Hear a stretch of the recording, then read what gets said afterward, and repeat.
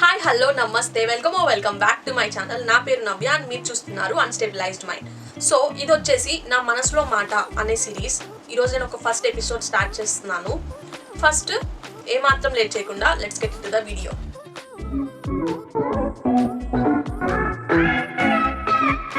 So నేను ఈ video గురించి కానీ ఈ సిరీస్ గురించి కానీ ఆల్రెడీ యూట్యూబ్లో అండ్ ఇన్స్టాగ్రామ్లో లైవ్ చేసి చెప్పాను అనమాట. మీకు ఏదైనా క్వశ్చన్స్ ఉన్నా ఏదైనా స్టోరీస్ ఉన్నా నాతో షేర్ చేసుకోమని. అలా నాతో ఒక అమ్మాయి ఒక స్టోరీ షేర్ చేసుకుంది. ముందుగా ఆ అమ్మాయి ఏం స్టోరీ షేర్ చేసుకుందో దానికంటే ముందు నేను మీకు ఒక స్టోరీ చెప్తాను. ఇది నా పర్సనల్ లైఫ్లో నా రిలేటివ్స్లో కానీ నా ఫ్రెండ్స్లో కానీ జరిగిన స్టోరీ అనమాట. First of all like 10 years before అనుకుంటాను. So me and my best friend, నేను నేమ్స్ అన్ని రివీల్ చేయను, మేమిద్దరం చాలా బెస్ట్ ఫ్రెండ్స్ అనమాట. వెన్ వీఆర్ ఇన్ టీనేజ్ అనమాట. టీనేజ్ అంటే మాకు ఒక 16-17 ఉంటాయి. అప్పుడు మేము లైక్ ఇంటర్మీడియట్ అనుకుంటా. ఇంటర్మీడియట్ చేస్తున్నప్పుడు నా ఫ్రెండ్కి ఒక అబ్బాయి ప్రపోజ్ చేశాడు. సో వాళ్ళకి ఇంతకుముందు వాళ్ళు ఎలా పరిచయమో, వాళ్ళు ఎలా రిలేషన్షిప్ అబ్బాయి ఎలా అమ్మాయిని చూసి చేశాడో అవన్నీ నాకైతే అంతగా తెలీదు. తను అప్పుడే నాకు కొత్తలో ఫ్రెండ్ అవుతుంది అనమాట. సో తను వచ్చి నన్ను అడిగింది, ఇట్లా నాకు ఒక అబ్బాయి ఇట్లా ప్రపోజ్ చేశాడు, ఏం చేయమంటావు అంటే నేను చెప్పాను, నోరు మూసుకొని చదువుకో, ఎగ్జామ్స్ దగ్గర పడుతున్నాయి కదా, నోరు మూసుకొని చదువుకో, చదువు మీద కాన్సన్ట్రేట్ చేయని. షీజ్ అ టాపర్ అనమాట. సో తర్వాత నేను ఏం చేశానంటే తనని చూసాక నాకు తను నచ్చలేదు. లైక్ రోడ్ సైడ్ రోమియోలా ఉన్నాడు, నాకు అసలు నచ్చలేదు. యూ బెటర్ నీ స్టడీస్ పైన కాన్సన్ట్రేట్ చేస్తే మంచిది అనుకుంటా, వీటన్నిటి జోలికి నువ్వు వెళ్ళొద్దు అని చెప్పేశాను అనమాట. సో తను కూడా ఓకే అని చెప్పి లైట్ తీసుకొని స్టడీస్ పైన కాన్సన్ట్రేట్ చేయడం జరిగింది. తర్వాత నేను అమ్మాయితో చాలా క్లోజ్ అయ్యాను అనమాట. చాలా క్లోజ్ అయ్యి తను నా బెస్ట్ ఫ్రెండ్గా మారినాక నాకు తెలిసింది ఏంటంటే she had gone through a lot of struggles in her life. So నాకేమనిపించిందంటే తను అబ్బాయి రోజు రావడం, ఇంకా రోజు తన కోసం అది చేయడం ఇది చేయడం, మేబీ ఇంకా తను నాకు చెప్పడం స్టార్ట్ చేసింది అనమాట, వాళ్ళిద్దరు ఎలా కలిశారు, వాళ్ళిద్దరికి ఎలా రిలేషన్షిప్ అని. నాకు అవన్నీ విన్నాక ఏమనిపించింది, okay you can carry on, but ఈ రిలేషన్ పెళ్లి వరకు వెళ్తేనే నువ్వు రిలేషన్లో క్యారీ చేసుకోవచ్చు అని నేను చెప్పాను. దెన్ దే స్టార్ట్ డేటింగ్ అంటే తెలుసు కదా, ఓన్లీ ఫోన్ కాల్ స్టార్టింగ్ అంతే అనమాట ఆ రోజుల్లో. సో దాని దగ్గర ఫోన్ కూడా ఉండేది కాదు, మేబీ నా ఫోనే యూజ్ చేస్తూ ఉండేది. అలా they got into a relationship, a very thick relationship అనమాట. అమ్మాయి చాలా అంటే చాలా స్ట్రాంగ్. అబ్బాయి గురించి నాకు తెలీదు, కానీ తినైతే చాలా అంటే చాలా స్ట్రాంగ్ అనమాట. సో ఇలా జరుగుతున్న టైంలో మా క్లాస్లో అతను మా కాలేజ్ కాదు, వేరే కాలేజ్, అండ్ తను వచ్చి ఈమె కంటే ఒక క్లాస్ చిన్న, ఏజ్లో పెద్దే కానీ క్లాస్ చిన్న. అంటే మేము ఇంటర్ ఫస్ట్ ఇయర్ అయితే తను 10th క్లాస్ అనమాట. అమ్మాయి వాళ్ళ ఇంట్లో పేరెంట్స్ చాలా అంటే చాలా స్ట్రిక్ట్. పెళ్ళికి ఖచ్చితంగా ఒప్పుకోరని నాకు తెలుసు. నేను అమ్మాయికి హెల్ప్ చేస్తున్నా నాకు తెలుసుంటే నాకు తన్నులు పడతాయని చెప్పి నేను కొంచెం అమ్మాయికి కొంచెం మెయింటైన్ చేస్తాను అనమాట. అంత నేను సపోర్ట్ చేసేదాన్ని కాదు, ఇది పెళ్లి దాకా పోదు, నీకు అనవసరం అట్లా ఇట్లా అని చెప్పేదాన్ని. But she's very committed to her relationship, very committed to her relationship. నేను పెళ్లి చేసుకుంటే ఈ అబ్బాయిని చేసుకోవాలి, నేను ఈ అబ్బాయిని లవ్ చేసా, ఏదైనా ఇంతే అని తను ఒక స్టేబుల్ మైండ్తో ఉండేదన్నమాట. తర్వాత నేను బీటెక్ వేరే కాలేజ్ జాయిన్ అయ్యాను, తను వేరే కాలేజ్ జాయిన్ అయింది. But still now we're very best friends. తర్వాత they got into a real struggles అనమాట. ఇంట్లో తెలుసుకోవడం, అబ్బాయి తిని ఏమంటారు కొంచెం నెగ్లెక్ట్ చేయడం, బ్యాక్లాగ్స్ రావడం, అవన్నీ చేసుకోవడం, జాబ్ లేక సఫర్ అవ్వడం, అన్నీ జరిగాయి అనమాట. They gone through all the faces in their life. So అబ్బాయి గురించి నాకు అంతగా తెలీదు. అమ్మాయి కానీ ఎప్పుడైనా తను జాబ్ లేకపోయినా, తనకి బ్యాక్లాగ్స్ పడినా, తను కాలేజ్ డ్రాప్ అవుట్ అవుదాం అనుకున్నా, వాళ్ళ ఇంట్లో తెలిసి పేరెంట్స్ వాళ్ళని వార్న్ చేసినా, ఏం చేసినా తను ఒక్కటే డిసైడ్ అయింది, నేను తిని లవ్ చేసా, I have to be with him for my entire life, నేను నా లైఫ్ మొత్తం ఈ అబ్బాయితోనే ఉండాలి అని చెప్పి తను కమిట్ అయిపోయింది ఆ అబ్బాయికి. సో తను ఏమైనా ఏ స్ట్రగుల్స్ జరిగినా సో నేను తిని వదలాలి అన్న థాటే తన మైండ్లో లేదనమాట. సో అంత రిలేషన్షిప్తో తను like inter second year maybe 17 years, మాకు 17 years ఉన్నప్పటి నుంచి నౌ వీఆర్ 23-24 అనమాట. రీసెంట్గా తను పెళ్లి చేసుకుంది. And like literally they are very happy couple now. So many struggles అనమాట. లైక్ ఎవ్రీథింగ్, రిలేషన్షిప్లో ఎన్ని గొడవలు వస్తాయో ప్రతిదీ తను ఫేస్ చేసింది, ఇంట్లో ప్రాబ్లమ్స్ ఫేస్ చేసింది, ఆ అబ్బాయి దగ్గర నుంచి తిట్లు ఫేస్ చేసింది. తను ఒకనొక టైంలో తనను వదిలేసేయడానికి కూడా ఉన్నా అవన్నీ తను కమిట్ అయ్యి ఓకే నా రిలేషన్షిప్కి నేను కమిట్ అవ్వాలి, నేను తినని లవ్ చేశాను కాబట్టి నేను తినని కమిట్ అవ్వాలి అని చెప్పి తను కమిట్ అయింది అనమాట. మేబీ ఇన్ కాలేజ్లో ఒక అమ్మాయి తను ఛాలెంజ్ కూడా చేసింది అనమాట, ఇలా ఈ లవ్లు గివ్లు అనేటి అన్నీ అంత సీన్ లేదు, ఈ జస్ట్ ఓన్లీ టైం పాస్కి అని చెప్పి. కానీ తిని చెప్పింది ఓకే టైం పాస్కి అంటున్నావు కదా, నా పెళ్ళికి అయితే నిన్ను పిలుస్తా, ఖచ్చితంగా నువ్వు రావాలి అని చెప్పింది. తను అలాగే మొన్న రీసెంట్గా కరోనా తన పెళ్ళైంది అనమాట. ఎక్కువ మంది పిలవలేదు, ఎక్కువ మంది పిలవట్లేదు కదా, తనని పిలవకని నేను చెప్పా, కాదు కదా ఆ పిల్ల నాతో ఛాలెంజ్ చేసింది కదా అందుకే నేను పిలుస్తా అని చెప్పి ఫోన్ చేసి మరీ పిలిచింది అనమాట. అప్పుడు ఆ సైడ్ అమ్మాయి అనింది అనమాట, నేను నిజంగా నువ్వు ఇంత సీరియస్ అని అనుకోలేదు, so I'm happy for you అని. సో అదనమాట తను రిలేషన్షిప్కి అంత బాగా కమిట్ అయ్యి తన లవ్ని తన పెళ్లి దాకా తీసుకొచ్చింది. ఓన్లీ వన్ థింగ్, నేను ఈ అబ్బాయిని లవ్ చేసా, నా లైఫ్ దీంతోనే అనుకున్నందువలన. సో మీరు అనుకోవచ్చు ఈ స్టోరీ అంతా ఇప్పుడు నేను ఎందుకు చెప్తున్నాను అని చెప్పి. యాక్చువల్గా ఎవరైనా నాకు క్వశ్చన్స్ అడిగి నేను వాళ్ళకి ఆన్సర్ చేయడం చాలా నార్మల్, కానీ ఇలా లైఫ్ టైం ఎగ్జాంపుల్ నేను చెప్పే స్టోరీస్ అన్నీ నా ఫ్రెండ్స్లో నా రిలేటివ్స్లో ఉన్నాయి మాత్రమే, నేను ఏమీ కల్పించి చెప్పట్లేదు. సో ఇలాంటి ఎగ్జాంపుల్ ఒకటి చెప్తే బాగుంటుందని చెప్పి నేను చెప్తున్నాను. So yeah, so the question అనమాట, నేను నేమ్స్ అవన్నీ ఏం రివీల్ చేయను. నేను 6 years నుండి రిలేషన్షిప్లో ఉన్నాను, మాకు ఎప్పుడు గొడవలే, అది లాంగ్ డిస్టెన్స్ రిలేషన్షిప్. కానీ నేను అబ్బాయితో ఎన్ని రోజుల నుండి రిలేషన్షిప్లో ఉన్నా అని నా ఫ్రెండ్స్ అండ్ ఫ్యామిలీ అందరికీ తెలుసు. ఇప్పుడు నేను హ్యాపీగా లేను అని తెలిస్తే వాళ్ళు చాలా బాధపడతారు, కానీ నేనైతే హ్యాపీగా అస్సలు లేను. ఏదో కమిట్మెంట్లో ఉన్నా అనిపిస్తుంది, లవ్ లేదు అనిపిస్తుంది. ఫస్ట్ 2 years చాలా బాగున్నాం, ఈజ్ వెరీ అండర్స్టాండబుల్ ఆల్సో, కానీ ఏం అర్థం కావట్లేదు. నా ఏజ్ 23, మ్యారేజ్ చేసుకోమని ఇంట్లో ఫోర్స్ చేస్తున్నారు, అందుకే ఐ నీడ్ అన్ ఆన్సర్. దీని ఇంకా నాకు చాలా పారా పెట్టింది, సో కానీ నేను షార్ట్ చేసి చెప్పాను. సో ఇందులో నాకు అర్థమైంది ఏంటంటే she's in a relationship from 6 years అనమాట, కానీ she's not happy in relationship because long distance relationship కదా, అలాగే ఉంటుంది. నాకైతే ఏమనిపిస్తుంది అంటే తను ఏం చెప్తుంది, తను ఒక కమిట్మెంట్లో ఉన్నా అనిపిస్తుంది అని చెప్తుంది. కమిట్మెంట్ ఎప్పుడు వస్తుంది, when there is a love కదా. సో దాన్ని పోయే వాళ్ళని తీసుకొచ్చి వీళ్ళకి నువ్వు కమిట్మెంట్ ఇచ్చేయంటే ఇచ్చేయలేం కదా. నేను పెళ్లి చేసుకుంటా అని చెప్పి వాళ్ళకి నేను కమిట్మెంట్ అయితే ఇవ్వలేను కదా. మనం కమిట్మెంట్ ఎప్పుడు ఇస్తాం, ఎప్పుడైతే అక్కడ లవ్ ఉంటుందో, మనం లవ్ చేస్తామో, వాళ్ళని అర్థం చేసుకుంటామో, అప్పుడు మనం వాళ్ళకి కమిట్మెంట్ ఇస్తాం.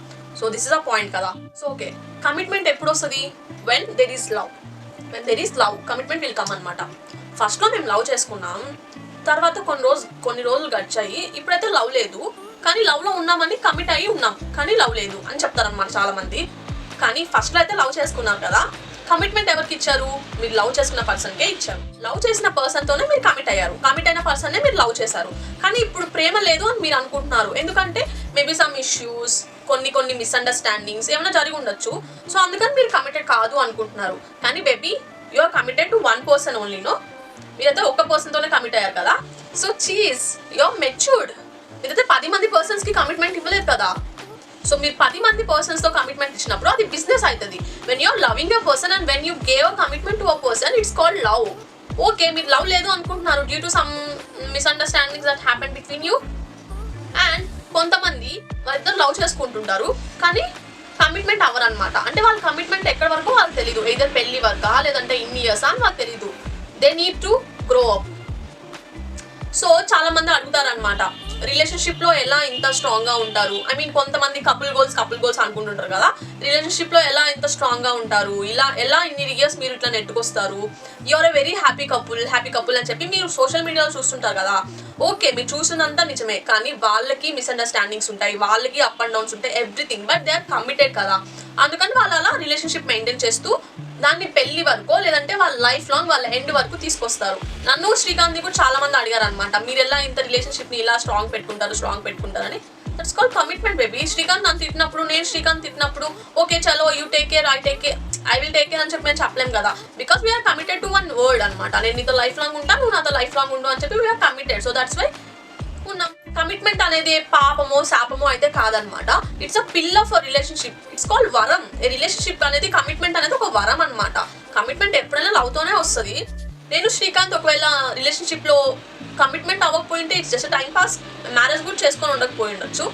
Because we're committed, we married. నేనేం చెప్తానంటే ఒక రిలేషన్షిప్ అనేది కమిట్మెంట్ లేకుండా అసలు స్టాండ్ అవ్వదు. So see, you're committed to your mother. Like ఆమె నా మదర్ అని మీరు కమిట్ అయ్యారు పుట్టంగానే, తను నా ఫాదర్ అని కమిట్ అయ్యారు పుట్టంగానే, మేబీ సిస్టర్, బ్రదర్, ఎవ్రీథింగ్. మనం ఒకసారి వీళ్ళకి మనం కమిట్ అయ్యాం అన్నప్పుడే మనకి లవ్ అనేది వస్తుంది అనమాట. ఏదైనా నువ్వు లవ్ చేశాక మనం వీళ్ళకి కమిట్ అయ్యాం అన్నప్పుడే మనకు ఒక లవ్ వస్తుంది. మోస్ట్ ప్రాబబ్లీ అరేంజ్ మ్యారేజెస్ అన్ని హిట్ ఎందుకు అవుతున్నాయి?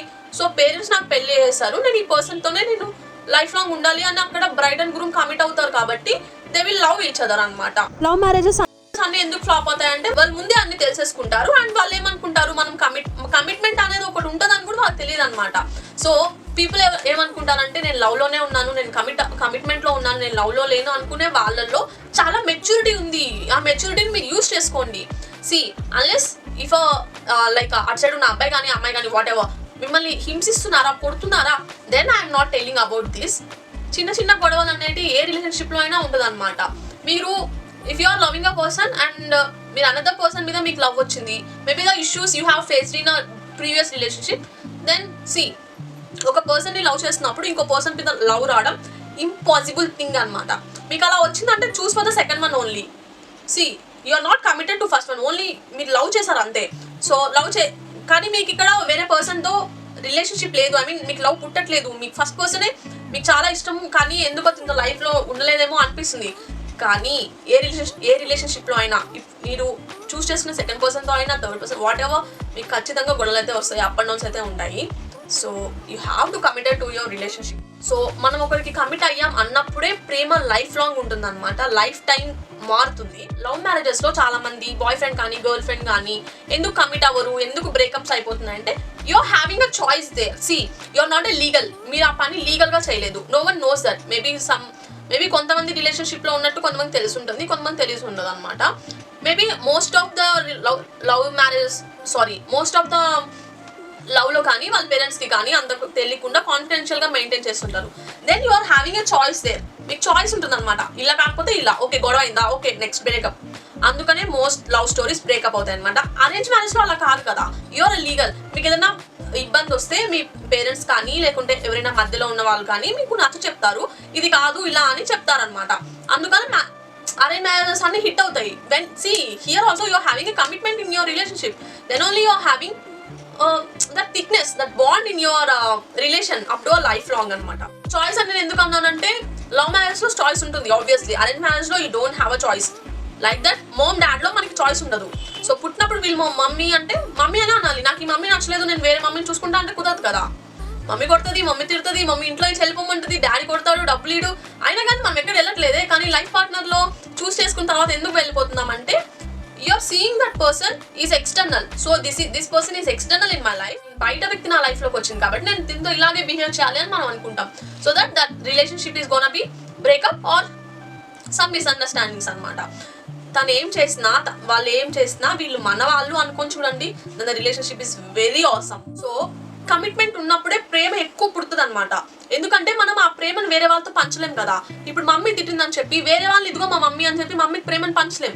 నాన్న తిట్టాడని చెప్పి వేరే వాళ్ళ దగ్గరికి వెళ్ళి నాన్న ప్రేమను పంచలేం కదా. అలాగే మీ పార్ట్నర్తో కూడా మీరు కమిట్ అయినప్పుడు, ఓహో ఈమె నా పార్ట్నర్ నా లైఫ్కి అని కమిట్ అయినప్పుడు ఆమె ప్రేమను కానీ అతని ప్రేమను కానీ మీ లైఫ్లో ఎవ్వరికి పంచలేరు. So that you love more and you will be forever. So లైఫ్లో ఒక్కరితోనే కమిట్ అవ్వండి. ఒకసారి మీ మనసును అడగండి అనమాట, నేనున్న రిలేషన్షిప్ మంచిదేనా, నా లైఫ్ లాంగ్ ఉండగలిగేదేనా, నేను దీంతో కానీ ఆమెతో కానీ అతనితో కానీ లైఫ్ లాంగ్ ట్రావెల్ చేయగలనా, ఓకే నేను ఇప్పుడు టాక్సిక్ రిలేషన్షిప్లో లేకుండా మంచి రిలేషన్షిప్లోనే ఉన్నానా అని మీ మనసుని మీరు ఒకసారి క్వశ్చన్ చేసుకోండి. So that you will get a answer and only commit to your favourite person and the only person. You will get misunderstandings. See పుట్టినప్పుడు అక్క చెల్లెలకి అన్న తమ్ముళ్ళకే ఈ రోజుల్లో ఒకే అభిప్రాయాలు ఉండవు. సో ఆఫ్టర్ ఆల్ ఒక బయట నుంచి వచ్చిన వ్యక్తికి నీకు ఎందుకు రాకుండా ఉంటాయి, కానీ అక్కడ నువ్వు లవ్ చేసావు కాబట్టి అడ్జస్ట్ అవ్వాలి, ఉండాలి, commit to one person in your life and share the entire love to the person అనమాట. వాళ్ళకే అనిపిస్తుంది ఓ దీని నుంచి నేను ఇంత ప్రేమ తీసుకుంటున్నప్పుడు లైక్ మిస్అండర్స్టాండింగ్స్ రాకూడదు, we have to be together forever అని. So commitment will come when the love is overflowed అనమాట. ఓవర్ఫ్లోడ్ ఆర్ ఓవర్ లవ్ ఉన్నప్పుడే కమిట్మెంట్ వస్తుంది అని నా అభిప్రాయం. సో ఎవరైనా నేను లవ్లో ఉన్నాను ప్లస్ నేను కమిట్ అయ్యాను ఆ పర్సన్కి అని అనుకున్న వాళ్ళకి I'm telling a super congrats. మీరు ఆల్రెడీ మీ లవ్ ఆఫ్ ద లైఫ్ని కనిపెట్టేశారు. So make sure you will be there with them forever and ever and ever. లవ్లో లేను కమిట్మెంట్లో ఉన్నా అన్న వాళ్ళకు కూడా నేను ఒకసారి చెప్పేది ఏంటంటే ఒకసారి మీ లవ్ చూసుకోండి. Either unless it's a toxic relationship అయితే నేను చెప్పట్లేదు. If it is good relationship with only few misunderstandings then you can go up with that and లవ్లో లేను, కమిట్మెంట్లో లేను, కాదు కమిట్మెంట్లో లేను కానీ లవ్లో ఉన్నా, just for time pass. I'm not having any words to tell to you. It's your wish అనమాట, it's your life, your choices bro. And మేము కమిట్మెంట్లో ఉన్నాం, లవ్లో ఉన్నాం, పెళ్లి చేసుకున్నాం అన్న వాళ్ళకి I'm telling a super congrats and all the very best for your life అనమాట. Love will come only when there is a commitment and commitment will come when there is a love. Love లేని దగ్గర commitment ఉండదు, commitment లేని దగ్గర love ఉండదు. So love and commitment ఎప్పుడైతే ఉంటాయో then your life will be a very success. నాకు mail చేసిన అమ్మాయికి నేనేం చెప్పాలనుకుంటున్నానంటే, 6 years నుంచి నువ్వు రిలేషన్షిప్లో ఉన్నా అంటున్నావు కాబట్టి నువ్వు ఫస్ట్ 2 yearsలో చాలా హ్యాపీగా ఉన్నా అని చెప్తున్నావు. సో ఒకసారి కూర్చొని మాట్లాడు. అబ్బాయి చాలా మంచోడు అని నువ్వే సర్టిఫికేట్ ఇచ్చేసావు, ఇక్కడ నేను చెప్పాల్సింది ఏమీ లేదు. అబ్బాయి మంచోడు కాదు, నన్ను హింసిస్తున్నాడు అని చెప్పుంటే I'm definitely gonna tell you that you have to breakup. కానీ నువ్వు అబ్బాయి చాలా మంచోడు, చాలా అర్థం చేసుకుంటాడు అని నువ్వు నాకు మెన్షన్ చేసావు కాబట్టి అక్కడ నీకేం ప్రాబ్లం లేదు. నువ్వేమనుకుంటున్నావు, నేను లవ్లో లేను, ఓన్లీ కమిట్మెంట్లోనే ఉన్నా అనుకుంటున్నావు. కాబట్టి one sit with your parents and talk to them and discuss to them, ఇట్లా నేను అనుకుంటున్నానని. So they will tell you, they will advise you.